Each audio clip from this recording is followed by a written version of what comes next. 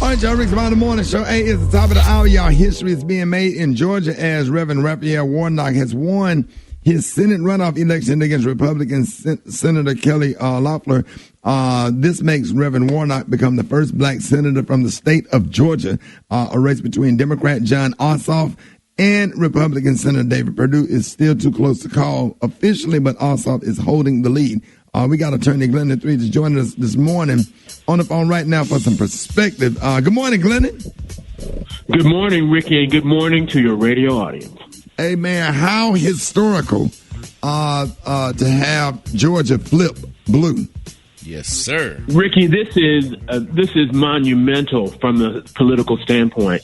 And I think first of all, the race is not over. Even though Ossoff is winning by about 16,000 votes as of the 6 o'clock count, there's still thousands of votes left to be counted. So I don't want to clap until the final score is on the scoreboard.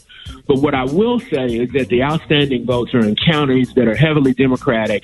They come from early votes, which is largely Democratic. And also, Ossoff is getting better numbers than Biden got in the same counties. So it shows that if the trend continues, he is likely to win. So I am cautiously optimistic. But it is a monumental event that Reverend Warnock won that race. Wow. Go ahead, Kay. I was just saying that, I think that, we should somewhat pat ourselves on the back along with Stacey Abrams.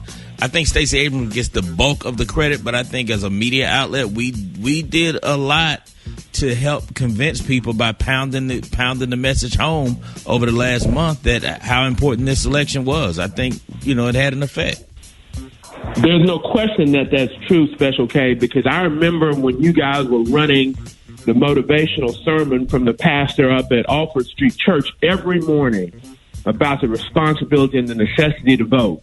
Here's the number that blew my mind about this election yesterday. The turnout in African-American communities went from 28% to 31%. That's the first time I ever remember the turnout of African-Americans in a runoff being higher than it was in the general election.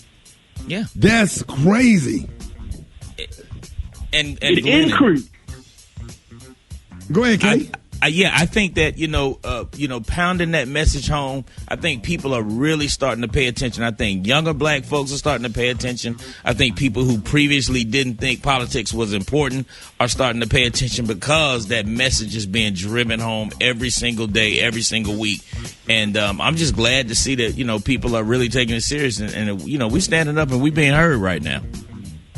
Well, I listened to Reverend Warnock's acceptance speech, and it almost brought me to tears. The idea that a guy that grew up in public housing could end up being a United States senator and beat somebody who's married to a billionaire, not a multimillionaire, a billionaire, which proves that even billions of dollars can't buy a Senate race when you have the ability to raise your own money. One thing that angers me about the media coverage of this is that I get tired of hearing people say, well, the Republicans lost, the Republicans lost. That goes back to that same trope in a football game where a team loses and they say, well, they didn't win, we lost.